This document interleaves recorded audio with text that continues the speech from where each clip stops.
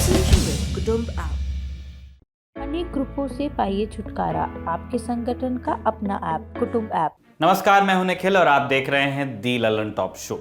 आज खबरें बहुत हैं, चुनावी माहौल है तो सियासी हलकों में हलचल भी बहुत है। अखिलेश यादव अपना पहला विधानसभा चुनाव लड़ने के पुख्ता संकेत दे रहे हैं।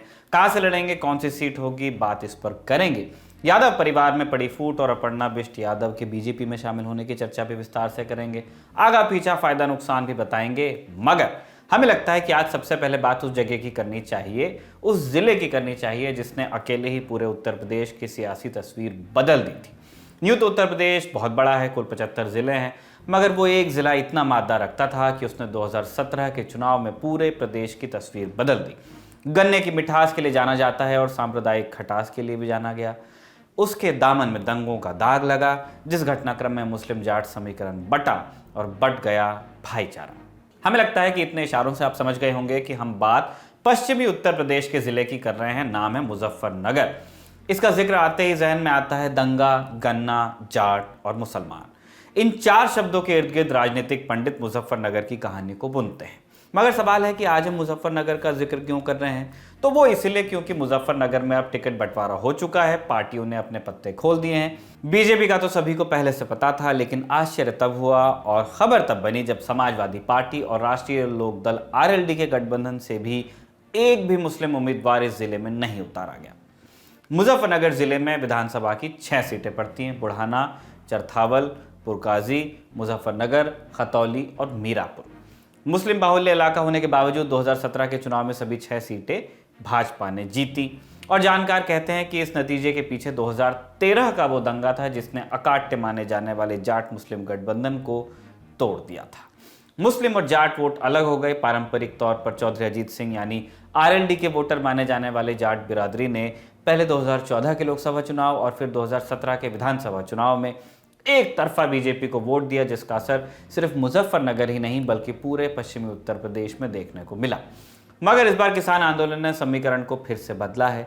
स्थानीय जानकार कहते हैं कि जाट बिरादरी का रुझान फिर से गठबंधन, खासकर आरएलडी की तरफ झुकता हुआ नजर आ रहा है और उसी वोट को बांधे रखने के लिए बड़े फूंक फूंक कर कदम गठबंधन की तरफ से रखे जा रहे हैं। लेकिन इस सब के चक्कर में मुजफ्फरनगर की हर सीट पर लगभग 1 लाख से भी ज्यादा मुस्लिम वोटर होने के बावजूद दमदार मुसलमान प्रत्याशियों के टिकट भी काट दिए गए। मुजफ्फरनगर जिले में करीब 40% मुस्लिम वोटर हैं। सपा और आरएलडी ने 6 में से 5 सीटों पर उम्मीदवारों का ऐलान कर दिया, मगर एक भी मुस्लिम प्रत्याशी को टिकट नहीं दिया गया। मुजफ्फरनगर सीट पर भी किसी हिंदू प्रत्याशी के ही उतारे जाने की उम्मीद है सपा आरएलडी गठबंधन की तरफ से।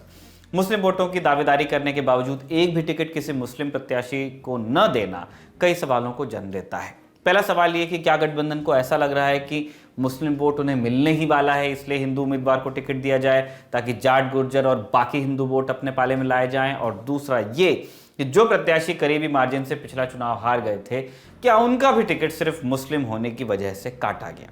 बात सीट दर सीट करते हैं, कहानी समझने में थोड़ी आसानी हुई। पहली सीट है मीरापुर। 2017 में इस सीट पर समाजवादी पार्टी ने हाजी लियाकत अली को अपना उम्मीदवार बनाया था। तब बीजेपी के उम्मीदवार रहे अवतार सिंह भड़ाना से मात्र 193 वोटों के करीबी अंतर से चुनाव हार गए थे काजी। इस बार सपा ने उनको टिकट नहीं दिया। सपा ने यहां चंदन चौहान को मैदान में उतारा, जो पिछला चुनाव खतौली विधानसभा से 31,000 वोटों से हारे थे। चूंकि यहां से जीते अवतार भड़ाना अब आरएलडी में जा चुके हैं, तो भाजपा ने प्रशांत गुर्जर को टिकट दिया। लेकिन सपा के लियाकत अली का टिकट कटने से नाराजगी का पनपना तय था और करीबी मुकाबले में हारे लियाकत अली की तरफ से वो नाराजगी दिखने भी लगी। उनकी तरफ से फेसबुक पर लिखा गया, इज्जत और जिल्लत सिर्फ अल्लाह के हाथ में है, आपकी मेहनत कभी जाया नहीं जाएगी। इंशाअल्लाह इसके आगे लगाया उन्होंने। आज से 3 दिन पहले एक और फेसबुक पोस्ट में लियाकत अली की तरफ से लिखा गया, शुक्रिया मेरे सभी चाहने वालों का, आपका प्यार और आपका समर्थन जिस तरह से मिल रहा है, मैं आपका आभारी हूं। सब्र इंसान को और मजबूत बनाता है। आपके बीच इंशाअल्लाह कल मिलता हूं। आपका जो सुझाव होगा फैसला लिया जाएगा। इन दोनों पोस्ट से लियाकत अली ने अपने बगावती तेवर दिखाए। इलाके में वो मजबूत मुस्लिम नेता माने जाते हैं। 5 बार मुजफ्फरनगर की मीरापुर सीट से मुस्लिम प्रत्याशी जीत चुके हैं। विधानसभा में करीब 1,40,000 मुस्लिम वोटर भी हैं। चर्चा उनके निर्दलीय चुनाव लड़ने की भी होने लगी, तो इस पर अब लियाकत अली का एक बयान आया है, आप सुनिए। नहीं, मैं तो सही महसूस कर रहा। मैं तो जनता मेरी साथ है, मैं जनता के साथ हूँ। अगर मुझे जनता मेरी आधी आदमी कहीं आवाज देगी, मैं विश्वास रहूंगा, वो निराश ना हो और ना मैं निराश हूँ। जोर तो देखो, अगर टिकट पड़ा, मेरा हक छीना तो जोर तो पड़ेगा, स्वाभाविक है। अखिलेश जी से आपके निजी संबंध बताए जाते हैं, उसके बाद भी टिकट कट गया। नहीं, संबंध निजी हैं और निजी रहेंगे, ऐसी कोई बात नहीं भाई। हो पता नहीं वक्त के हिसाब से उन्होंने क्यों काट दिया मेरा टिकट। नहीं, वैसे काटना चाहिए था। आपकी भावुकता बता रही है कि आपने बहुत मेहनत इस क्षेत्र के लिए की और उसके बाद भी मायूसी हाथ लगी। नहीं, 5 साल रात दिन मैंने मेहनत करी और जनता मेरे साथ है। अब के तो मैं 50,000 वोटों से जीता। मैंने राष्ट्रीय अध्यक्ष जी को भी ये बात बताई, उसके बाद भी उनका फैसला मुझे मंजूर है जो उन्होंने ले लिया। उसके बाद भी मैं 5 साल से क्षेत्र में अपने रात दिन लगा हुआ 10-12 हजार वोट मैंने बनवा के दी, जो अपने जिलाध्यक्ष राष्ट्रीय अध्यक्ष जी के हाथों में दी। अब मुझे नहीं पता मुझे टिकट क्यों काट दिया। 5 साल आपने फसल बोई, काट कोई और ले गया। हाँ, ये सही बात है। मैंने बोई भी, पानी दिया, खाद दिया, तैयार जब हो गई, जब काट के ले जा रहे। अब क्या करेंगे? क्या करेंगे? पार्टी के साथ हैं, रहेंगे और क्या करेंगे। टिकट कटने के बाद लियाकत अली थोड़े भावुक हो गए, आंखों में आंसू आ गए और दर्द ऐसा छलका कि फसल मैंने बोई और काट कोई और ले गया। खैर, टिकट कटने के बाद अब भी लियाकत अली पार्टी के फैसले के साथ खड़े नजर आ रहे हैं और फेसबुक पर अखिलेश यादव को मुख्यमंत्री बनाने की अपील भी कर रहे हैं। मगर नाराजगी की खबर कादिर राणा की भी है। कादिर राणा 2013 के दंगों के वक्त मुजफ्फरनगर के सांसद थे। बसपा छोड़ सपा में आए, लेकिन टिकट उनको भी नहीं मिला। ऐसे ही मुजफ्फरनगर की दूसरी सीट है चरथावल। करीब 1,25,000 मुस्लिम वोटर हैं यहाँ पे, जाट वोट करीब 30,000। बीजेपी ने यहाँ सपना कश्यप को मैदान में उतारा है, तो कांग्रेस से आए पंकज मलिक को समाजवादी पार्टी ने टिकट दिया है। यानी एक जाट प्रत्याशी को उतारा गया है। मुस्लिम वोटर की संख्या ज्यादा होने की वजह से नूर सलीम राणा यहाँ से चुनाव लड़ना चाहते थे।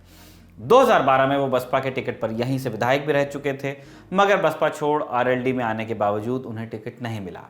और यही जिले की बाकी सीटों पर भी देखने को मिला। मुस्लिम उम्मीदवार जितने थे वो जीत के किसी भी फॉर्मूले में फिट होते नहीं दिखे किन्हीं भी सीटों पर। और इस पर स्थानीय जानकार कहते हैं कि गठबंधन की तरफ से ऐसा ध्रुवीकरण को रोकने के लिए किया जा रहा है। उन्हें लग रहा है कि सिर्फ मुस्लिम वोटों से चुनाव नहीं जीता जा सकता, मगर बीजेपी के विरोध में मुस्लिम वोट तो मिलेंगे ही। हिंदू प्रत्याशी होने से जाट, गुर्जर और बाकी जातियों के वोट मिलने की संभावना बढ़ जाएगी। जाट मुस्लिम गठजोड़ मुजफ्फरनगर में ही टूटा, और अगर मुजफ्फरनगर में ही जाट मुस्लिम का पुराना गठजोड़ फिर से बन गया तो न सिर्फ सीटें निकल जाएंगी बल्कि संदेश आसपास के जिलों में भी जाएगा। मगर यहां समाजवादी गठबंधन की राह इतनी भी आसान नहीं है। मायावती की बसपा ने मुजफ्फरनगर की 4 सीटों पर मुस्लिम उम्मीदवार उतार दिए हैं। वैसे भी मुस्लिम वोटों की दावेदारी करते ही रहते हैं। एक सच्चाई यह भी है कि 2012 के चुनाव में मुजफ्फरनगर के 6 में से 3 विधायक मुस्लिम थे। 2 सीटें सपा ने, 1 आरएलडी ने और 3 बसपा ने जीती थी। बीजेपी का उस चुनाव में खाता भी नहीं खुला था, लेकिन 2013 के दंगों ने सारे समीकरण बदल दिए और 6 के 6 हिंदू प्रत्याशी विधायक बने। ये सारे 6 के 6 भाजपा से थे। इस बार भी सीधा मुकाबला बीजेपी और सपा गठबंधन के बीच माना जा रहा है, और अगर बसपा या एआईएमआईएम का कोई प्रत्याशी नहीं जीता तो मुजफ्फरनगर के 6 के 6 विधायक हिंदू हो सकते हैं, क्योंकि समीकरण ही कुछ ऐसे बन रहे हैं। अभी सबसे मुसलमानों का एक तबका नाराज है, मगर कुल मिलाकर यूपी का चुनाव जीतने के लिए अखिलेश यादव की बड़ी कोशिश सिर्फ मुस्लिम और यादव परस्त होने का ठप्पा मिटाने की भी है, जाट गुर्जर वोट के साथ लाने की है। सारे दांव सरकार बनाने के लिए चले जा रहे हैं, और ऐसा ही एक दांव अखिलेश यादव ने चुनाव लड़ने का ऐलान करके भी चल दिया है। पहली बार समाजवादी पार्टी के अध्यक्ष अखिलेश यादव खुद विधानसभा चुनाव लड़ने जा रहे हैं। आज की प्रेस कॉन्फ्रेंस में इस बात पर मोहर भी लगा दी गई। मैं आजमगढ़ की जनता से अनुमति लेकर के ही चुनाव लड़ूंगा, अगर चुनाव लड़ता हूं तो। नहीं, आजमगढ़ की जनता से अनुमति इसलिए लेनी पड़ेगी, वहां के लोगों ने मुझे जिताया है। यानी एक बात तो साफ है कि अखिलेश यादव आजमगढ़ जिले की किसी सीट से विधानसभा का चुनाव लड़ेंगे। योगी आदित्यनाथ और केशव मौर्य के चुनाव में उतरने के ऐलान के बाद से ही अखिलेश यादव पर भी सीधा चुनाव में उतरने का दबाव बन रहा था। ट्वीट के जरिए केशव प्रसाद मौर्य चुनाव लड़ने के लिए ललकार भी चुके थे। तो अब तक एक विधानसभा चुनाव न लड़ने वाले अखिलेश ने भी विधानसभा के मैदान में उतरने का ऐलान कर दिया है फाइनली। अब तक वो अपने पिता की लकीर से थोड़ा हट कर राजनीति करते आए थे। 2012 में मुख्यमंत्री बने तो विधान परिषद के सदस्य थे, जबकि मुलायम सिंह यादव लगातार विधानसभा चुनाव लड़ते थे। मुलायम सिंह यादव 8 बार विधायक रह चुके हैं। 1967 में पहली बार युवा मुलायम सिंह यादव संयुक्त सोशलिस्ट पार्टी में से विधायक बने थे। 1992 में समाजवादी पार्टी उन्होंने अलग से बनाई तो मुलायम सिंह यादव ने 1993 में 3 सीटों से पर्चा भरा। जसवंत नगर, शिकोहाबाद और निधौली कलां, तीनों सीटों से ही जीते। चाचा शिवपाल यादव, अखिलेश के चाचा की बात हो रही है, ये भी 6 बार इटावा की जसवंत नगर सीट से विधायक रह चुके हैं और अब पिता और चाचा की तरह ही अखिलेश भी विधानसभा का चुनाव लड़ेंगे। यादव परिवार से चुनाव लड़ने वाले चौथे व्यक्ति हैं अखिलेश। मुलायम सिंह यादव, शिवपाल यादव, अपर्णा यादव और अब अखिलेश यादव, ये टोटल आपके 4 हुए। मगर इत्तेफाक देखिए कि जब आज अखिलेश यादव ने चुनाव लड़ने की घोषणा की, उससे ठीक कुछ वक्त पहले उन्हीं के परिवार के एक सदस्य और मुलायम सिंह यादव की छोटी बहू अपर्णा बिष्ट यादव सपा छोड़कर भाजपा में शामिल हुई। यही कोई सुबह के 10:30 बज रहे होंगे। दिल्ली में बीजेपी हेडक्वार्टर्स के स्टेज पर यूपी बीजेपी अध्यक्ष स्वतंत्र देव सिंह के पीछे क्रीम कलर की जैकेट पहने एक महिला स्टेज पर चढ़ रही थी। उनका चेहरा मास्क से ढका हुआ था, मगर नाम सबको पता चल चुका था, मुलायम सिंह यादव की छोटी बहू अपर्णा यादव। पीछे से डिप्टी सीएम केशव प्रसाद मौर्य आते हैं। मंच पर लगे माइक में एम्बियंस के तौर पर सुनाई देता है, अपर्णा जी इधर। स्वतंत्र देव सिंह बीच की कुर्सी की ओर इशारा करते हैं। अपर्णा किधर? पैसा बीच में इधर आ जाओ।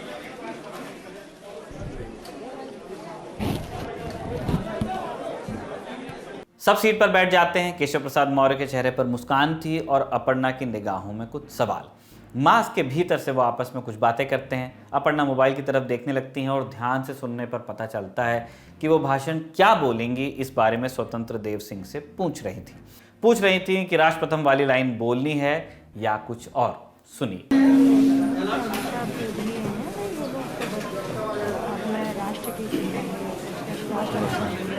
सभी लोग कृपया व्यवस्थित हो जाएं।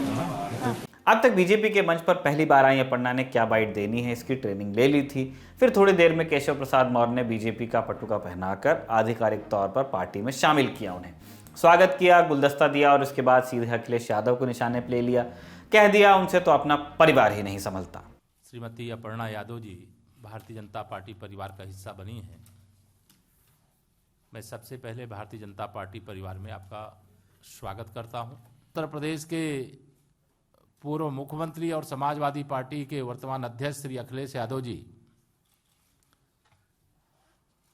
अपने परिवार में ही सफल नहीं हैं और प्रदेश के मुख्यमंत्री के रूप में भी असफल रहे हैं, सांसद के रूप में भी असफल हैं और उनको इतना लंबा समय भारतीय जनता पार्टी प्रत्याशियों की पहली सूची आई, हमारे माननीय मुख्यमंत्री जी का, मेरा भी नाम पहली सूची में आया, लेकिन अभी भी कहते थे कि हमने बड़ा विकास किया है। जो विकास योजनाएं आती थी उस पर स्टिकर चस्पा करने का काम की हमने ये शुरू किया है और कोई विकसित क्षेत्र उनके द्वारा जो विकास किया गया उस क्षेत्र से उनके अंदर चुनाव लड़ने की हिम्मत नहीं हो रही है। निशाने पर अखिलेश थे और निगाहें अपर्णा यादव पर। अब देखना ये था कि वो क्या बोलेंगी, तो बोला वही उन्होंने जो स्वतंत्र देव सिंह के कान में उन्होंने कह दिया था। भारतीय जनता पार्टी का मेंबर बनने का एक सुअवसर दिया। मैं, जैसा कि सभी जानते ही हैं, मैं हमेशा से प्रभावित रहती थी आदरणीय प्रधानमंत्री जी से और मेरे चिंतन में हमेशा राष्ट्र सबसे पहले है। मुझे लगता है कि राष्ट्र का धर्म मेरे लिए सबसे ज़्यादा ज़रूरी है और मैं बस यही बोलना चाहती हूँ कि अब मैं राष्ट्र की आराधना करने निकली हूँ। इसलिए आप सभी लोगों का सहयोग भी बहुत अनिवार्य है और मैं बहुत हमेशा से प्रभावित रहती हूँ जिस प्रकार की कार्यशैली है, चाहे वो स्वच्छ भारत मिशन हो, चाहे वो महिलाओं के लिए स्वावलंबी जीवन हो, चाहे वो रोजगार हो। मैं हमेशा से भारतीय जनता पार्टी की स्कीम से हमेशा से बहुत प्रभावित रहती हूँ और यही कहूँगी कि जो भी कर सकूँगी अपनी क्षमता से करूँगी। राष्ट्र प्रथम है और मोदी और योगी जी के विचार प्रभावित करते हैं और इन्हीं शब्दों के साथ अपर्णा भाजपाई हो गई। निष्ठा बदलते ही बयान भी बदल गए, वरना यही अपर्णा यादव अभी मात्र 9 दिन पहले एजेंडा आज तक पर समाजवादी पार्टी को सबसे अच्छी पार्टी बता रही थी, महिलाओं के लिए काम करने वाली पार्टी का तमगा भी दे रही थी। सपा ने हमेशा महिलाओं के लिए काम किया और उनको बढ़ाने का भी कार्य किया। हमारी जो महिला समिति है वो आई थिंक प्रदेश की सबसे, आपने मुझे ही इंट्रोड्यूस किया कि सबसे तेज तर्रार नेता है सपा की, और सारी सपाई जितनी महिलाएं हैं वो चूल्हे चौके से लेकर के राजनीति में बहुत ही बढ़ चढ़ करके हिस्सा लेती हैं। सपा के लिए मैं ये भी बोल सकती हूँ कि जितना काम महिलाओं के लिए सपा ने किया है आज तक किसी पार्टी ने नहीं किया। दूसरी बात मैं ये कहती हूँ कि आप जहाँ तक बात कह रहे हैं कि योगी जी मोदी जी का बहुत जादू चलता है, क्यों नहीं लोकतंत्र में इतना प्रचंड बहुमत तो आज से पहले कभी नहीं था भाजपा का, उससे पहले तो भाई कांग्रेस का था। क्यों नहीं 33% रिजर्वेशन बिल पास किया आपने, क्यों नहीं पास करा? महिलाओं की ये लड़ाई जो है ये हजारों साल लाखों साल से है, ये आज की लड़ाई नहीं है। हम लोग कोई बहुत बड़े राजनीतिक दल से नहीं थे, राष्ट्रीय दल हमें 50-60 साल से नहीं सरकारें चल रही थी, अभी इमरजेंसी हुआ है। कई बार मुख्यमंत्री रहे, अभी इमरजेंसी हुआ है, 224 पार्टी ना, तो ये तो क्षेत्रीय पार्टी सरकार थी आपकी, तभी तो इसी इमरजेंसी में बने ना, इसी इमरजेंसी में बने, बहुत ग्रास रूट लेवल से संघर्ष करके आगे बढ़े, कोई बाप दादाओं का राज नहीं चल रहा था।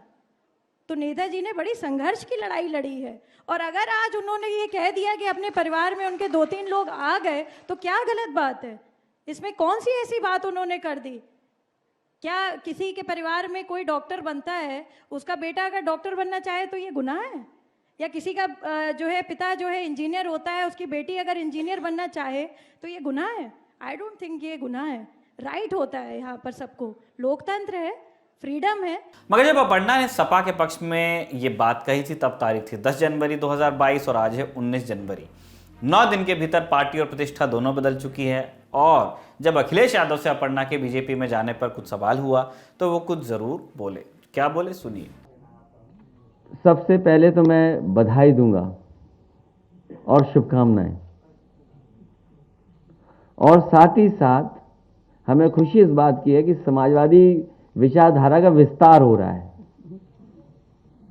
समाजवादी विचारधारा का विस्तार जो हो रहा है, मुझे उम्मीद है कि हमारी विचारधारा वहां भी पहुंच करके और संविधान और लोकतंत्र को बचाने का काम होगा। नेताजी ने बहुत कोशिश की समझाने की। अखिलेश ने बधाई दी और भाव ऐसा दिखाया कि उन्हें कोई खास फर्क नहीं पड़ता, मगर भाजपा ने तो अपर्णा का पूरे लाव लश्कर के साथ स्वागत किया। सीएम योगी ने पहले ट्वीट करके बधाई दी और फिर मुलाकात भी की। पार्टी अध्यक्ष जेपी नड्डा के साथ भी तस्वीर सामने आई। अपर्णा के बीजेपी में शामिल होने पर किसी को आश्चर्य नहीं हुआ, क्योंकि इसके संकेत वो पहले से देती रही हैं। मगर अब सवाल यह है कि अपर्णा यादव इतनी बड़ी नेता हैं क्या, जिनकी ज्वाइनिंग को इतनी तवज्जो दी गई? वो बीजेपी के लिए कितना बड़ा कैच है और कितना फायदा पहुंचा सकती हैं? क्या उनका राजनीतिक रसूख इतना है कि वो यादव वोटों को भाजपा के पाले में ला सकें? तो इस सवाल का जवाब है कि अपने ओबीसी नेताओं के टूट के बाद बीजेपी के लिए लाभ के तौर पर यह परसेप्शन की लड़ाई जीतने जैसा है। अपर्णा यादव के अलावा मुलायम सिंह के साड़ू प्रमोद गुप्ता भी बीजेपी आ गए, यानी संदेश यही देने की कोशिश है कि यादव परिवार में एकता नहीं है। लेकिन रहा सवाल कि क्या अपर्णा के बीजेपी में आने से उनका कोई सियासी फायदा होगा भाजपा का? तो अपर्णा मुलायम सिंह के दूसरे बेटे प्रतीक यादव की पत्नी हैं। प्रतीक यादव सियासत से दूर हैं और अपना अलग बिजनेस संभालते हैं। ऐसे में मुलायम सिंह की सियासी विरासत सिर्फ अखिलेश यादव के पास है। इसीलिए अपर्णा यादव के आने से बीजेपी को परसेप्शन की जीत के अलावा और कोई बड़ा राजनीतिक फायदा अभी होता नजर नहीं आ रहा है। यादव वोटों के तौर पर तो कतई नहीं हो सकता ऐसा, बल्कि वो खुद लखनऊ कैंट सीट चाहती हैं, जो ऑलरेडी बीजेपी की एक विनिंग सीट है। अब चुनाव से जुड़ी एक और बड़ी खबर पर चलते हैं। आपने गौर किया होगा कि चुनाव के वक्त राजनीतिक पार्टियों के अलावा कुछ और महकमे भी एक्टिव हो जाते हैं, केंद्रीय एजेंसियां कहते हैं उन्हें, फिर चाहे वो सीबीआई हो या इनकम टैक्स डिपार्टमेंट या प्रवर्तन निदेशालय यानी ईडी। वैसे एक्टिव हो सकता है साल भर रहते होंगे, लेकिन चुनावों के वक्त राजनीतिक पार्टियों से जुड़े लोगों के खिलाफ छापेमारी ज़्यादा होती है तो सुर्खियां बनने लगती हैं। 5 राज्यों के विधानसभा चुनाव से पहले एक बार फिर ऐसा होता दिख रहा है। पिछले महीने उत्तर प्रदेश में छापेमारी हुई थी, अब पंजाब में चल रही है। पहले हम पंजाब की बात करते हैं, फिर यूपी पर आएंगे। पंजाब में सोमवार रात से ईडी की छापेमारी शुरू हुई। 10 से ज्यादा ठिकानों पर छापेमारी हुई। लुधियाना, मोहाली और पठानकोट में यह कार्रवाई चली। इस छापेमारी की तपिश राजनीति में इसलिए आई क्योंकि पंजाब के मुख्यमंत्री चरणजीत सिंह चन्नी के भतीजे भूपिंदर सिंह हनी के ठिकानों पर भी छापेमारी हुई है। हनी के मोहाली निवास और लुधियाना के ठिकानों पर छापे पड़े हैं। अब ये छापेमारी हो क्यों रही है? क्या सीएम चन्नी पर किसी तरह का दबाव डालने के लिए केंद्र सरकार ने ईडी को लगाया है, जैसे कि आरोप लग रहे हैं, या फिर मामला इन दोनों से इतर कुछ और है? असल में बात कुछ और ही है और इंटरेस्टिंगली ये केस कांग्रेस की सरकार ने दर्ज करवाया था, जिस मामले में छापेमारी चल रही है। 7 मार्च 2018 इस दिन पंजाब के लुधियाना जिले के भगत सिंह नगर इलाके के राहोन थाने में एक FIR दर्ज हुई। 7 मार्च 2018 का मतलब है कि कांग्रेस की सरकार बनने के लगभग 1 साल बाद।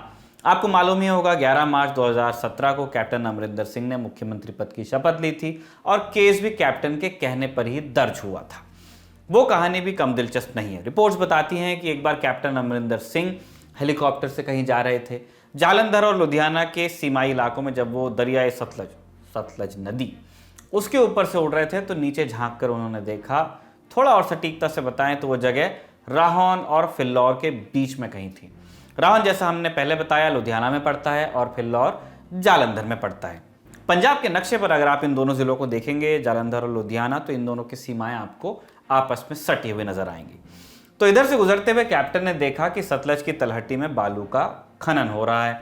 मुख्यमंत्री को तो ये मालूम होना स्वाभाविक ही है कि कहाँ का खनन वैध माना जाएगा और कहाँ का अवैध।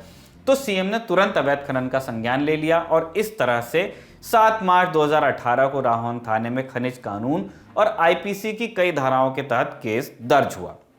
आसान भाषा में कहें तो अवैध खनन के मामले में जो धाराएं लगती हैं वो लगा दी गई इस मामले में। मुख्यमंत्री के आदेश पर केस दर्ज हुआ था तो पुलिस ने भी पूरी मुस्तैदी दिखाते हुए छापेमारी शुरू की। टाइम्स ऑफ इंडिया की खबर के मुताबिक 26 लोगों के इस मामले में गिरफ्तारी हुई है। जब जांच शुरू हुई तो मामला बड़ा निकला। एक प्रमुख नाम सामने आया, कुदरतदीप सिंह।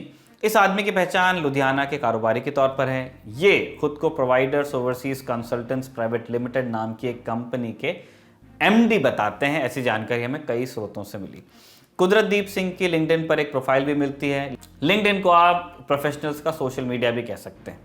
तो वहां कुदरतदीप सिंह की प्रोफाइल कहती है कि वो प्रोवाइडर्स ओवरसीज कंसल्टेंट्स के अक्टूबर 2018 से मैनेजिंग डायरेक्टर रहे हैं। ये कंपनी विदेश भेजने की कंसल्टेंसी की तरह काम करती है।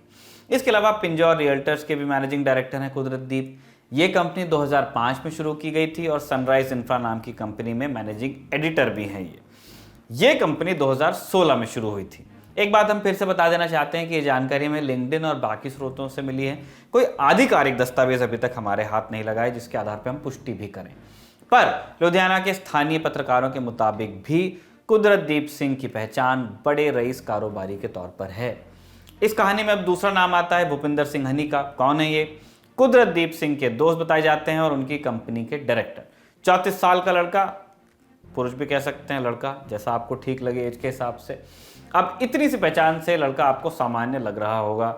चलिए अब इनकी खास पहचान आपको बताते हैं। भूपिंदर सिंह हनी पंजाब के मौजूदा CM चरणजीत सिंह चन्नी के साले साहब के लड़के होते हैं। लुधियाना के हमारे साथी पत्रकार मुनीष से हमें जानकारी मिली। और सुनिए, मार्च 2017 में जब चन्नी कैप्टन सरकार में मंत्री बने तो कुछ वक्त के लिए भूपिंदर सिंह हनी को OSD यानी ऑफिसर ऑन स्पेशल ड्यूटी भी रखा गया था। पंजाब के एक पत्रकार से हमें जानकारी मिली। वैसे कुछ दूसरे पत्रकारों ने कहा कि हनी के चन्नी के OSD रहने वाली बात में ज्यादा दम है नहीं। तो अभी विवाद है कि OSD थे या नहीं थे, पर संबंध है। खैर, हम चन्नी के साले साहब के बेटे वाली पहचान के साथ ही आगे बढ़ते हैं। 2018 में कुछ गिरफ्तारियों के बाद ये मामला कमजोर पड़ गया। अब फास्ट फॉरवर्ड करके आते हैं साल 2021 में। बतौर CM कैप्टन अमरिंदर सिंह ने सितंबर में इस्तीफा दिया और 20 सितंबर 2021 को चरणजीत सिंह चन्नी ने CM पद संभाल लिया पंजाब का। तारीख के साथ ये घटनाएं हम आपको इसलिए बता रहे हैं ताकि आप केस की असली क्रोनोलॉजी समझ सकें। कुर्सी छोड़ने के बाद कैप्टन क्या करने वाले हैं ये तय नहीं हो पाया। कुछ वक्त 1.5 महीना निकल गया और फिर 2 नवंबर का दिन आया जब सोनिया गांधी को चिट्ठी लिखकर कैप्टन ने कांग्रेस छोड़ने का ऐलान किया। 3 नवंबर को कैप्टन ने नई पार्टी के नाम का ऐलान किया, पंजाब लोक दल। उसके बाद ये सुगबुगाहट होने लगती है कि कैप्टन की पार्टी भाजपा के साथ अलायंस में चुनाव लड़ सकती है। अलायंस का ऐलान दिसंबर में हुआ, लेकिन उससे पहले 30 नवंबर को एक घटना और होती है। ईडी के दफ्तर में एक ECIR दर्ज होती है। ECIR यानी एनफोर्समेंट केस इंफॉर्मेशन रिपोर्ट। जैसे पुलिस थानों में FIR दर्ज होती है, वैसे ईडी जब कोई केस दर्ज करती है तो उसे ECIR कहते हैं, उसकी शुरुआत को। ईडी का ये केस दर्ज हुआ 2 कंपनीज के खिलाफ। पहली providers overseas consultants private limited और दूसरी पिंजौर रियल्टर्स, कुदरतदीप सिंह की कंपनियां, जिनके बारे में हमने थोड़ी देर पहले आपको बताया। और फिर 18 जनवरी के सुबह पंजाब में पठानकोट, लुधियाना और मोहाली की 10 जगहों पर छापेमारी शुरू होती है। चन्नी के साले साहब के बेटे भूपिंदर सिंह हनी के मोहाली में रेंटेड घर, किराए के घर और लुधियाना के ठिकानों पर भी छापे पड़ते हैं। खबरें ये भी आई कि छापेमारी में 6 करोड़ रुपए कैश मिले हैं, जिनमें से 4 करोड़ भूपिंदर सिंह हनी के ठिकानों से बरामद हुए। उसके बाद से जो आरोप प्रत्यारोप चल रहे हैं वो जानते ही हैं आप। अब यहाँ एक चीज और समझने वाली है, प्रवर्तन निदेशालय इस मामले की जांच नहीं करेगा कि उन्होंने अवैध बालू खनन किया या नहीं किया। ईडी को इससे कोई मतलब नहीं है। ईडी मनी लॉन्ड्रिंग के मामलों की जांच करती है, जो prevention of money laundering act 2002 के तहत आता है। मतलब पैसा कहां से कमाया जा रहा है और किन स्रोतों से कहां भेजा जा रहा है, कहां से आ रहा है, कहां जा रहा है, और सबसे इंपॉर्टेंट चीज कि इस पर टैक्स चुकाया गया है कि नहीं। अगर टैक्स नहीं दिया है तो काला धन है, आपने डिक्लेयर नहीं की वो इनकम। इस तरह की गतिविधियां मनी लॉन्ड्रिंग के तहत आती हैं, जिनमें हवाला से पैसों का लेन देन भी शामिल है। आपको मालूम ही होगा, ईडी वित्त मंत्रालय के राजस्व विभाग के तहत आता है। राजस्व विभाग में ही एक और एजेंसी होती है जिसका नाम है फाइनेंशियल इंटेलिजेंस यूनिट। ये एजेंसी गुप्त सूचना या शिकायतों के आधार पर जानकारी जुटाती है कि देश में कौन व्यक्ति या संस्था मनी लॉन्ड्रिंग में संलिप्त हो सकता है। जब एजेंसी को लगने लगे कि जानकारी पुख्ता है, तभी छापेमारी और जांच के लिए प्रवर्तन निदेशालय काम में लगता है। मतलब इसके लिए जरूरी नहीं कि कहीं किसी थाने में पहले से कोई FIR दर्ज हो या न हो। अपनी जानकारी के हिसाब से ईडी ECIR दर्ज करती है, और ECIR में क्या लिखा होता है ईडी ये जानकारी आरोपी को भी नहीं बताती। जैसा कि FIR के मामले में आप जानते होंगे कि दर्ज कराने वाले को भी एक कॉपी दी जाती है। पिछले साल सितंबर में एक मामले में ईडी ने दिल्ली हाईकोर्ट को बताया था कि ईडी ECIR आरोपी के साथ साझा नहीं करती है। ये एजेंसी का एक इंटरनल डॉक्यूमेंट होता है केस की फाइल को एक नाम देने जैसा। अब इतनी जानकारी के बाद इस मामले को चुनावों के संदर्भ में समझिए। कंपनियां अवैध खनन की दोषी थीं, ये बात तो खुद कांग्रेस की सरकार ने ही मानी थी, इसलिए FIR और कार्रवाई शुरू हुई थी। उन कंपनियों से चन्नी के रिश्तेदार जुड़े थे, ये भी बात पहले से पब्लिक डोमेन में है। सवाल सिर्फ ईडी की छापेमारी की टाइमिंग को लेकर है। पंजाब वाली छापेमारी से पहले पिछले महीने यूपी में भी समाजवादी पार्टी से जुड़े लोगों के यहाँ छापेमारी हुई थी। वहां काम पर लगा था इनकम टैक्स डिपार्टमेंट। 18 दिसंबर को तड़के आयकर विभाग ने समाजवादी पार्टी के नेताओं के घर छापे मारे। मऊ से लेकर मैनपुरी तक जिन नेताओं के यहाँ छापे पड़े हैं वो समाजवादी पार्टी के अध्यक्ष और यूपी के पूर्व मुख्यमंत्री अखिलेश यादव के करीबी बताए जाते हैं। और यहाँ भी राजनीतिक पार्टियों ने यह कहना शुरू कर दिया कि चुनाव के चलते केंद्र सरकार विपक्षियों को एजेंसियों के जरिए धमकाने की कोशिश कर रही है। अब इसमें कितने लेयर्स हैं, कौन कितना सही, वो दर्शक आप तय करें। यहां तक हुई बड़ी खबर की बात। अब चलते हैं दिन की सुर्खियों पर। पहली सुर्खी में बात चुनावी राज्य गोवा की। वादे के मुताबिक आज आम आदमी पार्टी ने गोवा में मुख्यमंत्री पद के लिए अपने चेहरे का ऐलान किया। आम आदमी पार्टी इस बार एक OBC पहचान वाले शख्स को CM बनाना चाहती है। नाम है अमित पाड़ेकर। भंडारी समाज से आने वाले पाड़ेकर एक नामी वकील हैं, सामाजिक कार्यकर्ता की पहचान रखते हैं। दर्शक जानते हैं कि आम आदमी पार्टी ने पिछली बार 40 में से 39 सीटों पर अपने उम्मीदवार उतारे थे, लेकिन जीता एक भी नहीं था गोवा में। इस बार पार्टी सभी 40 सीटों पर उम्मीदवार उतारने वाली है और एक CM फेस के साथ भी चल रही है।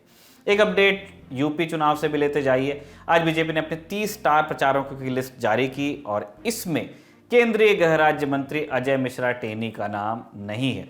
किस वजह से ऐसा हुआ ये तो आप समझ ही गए होंगे।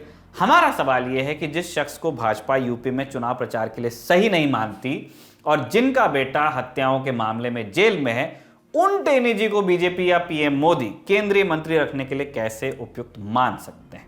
दूसरी सुर्खी पर चलते हैं। कोरोना की बात करेंगे। पिछले 24 घंटों में देश में 2,83,000 नए मामले आए हैं कोरोना के।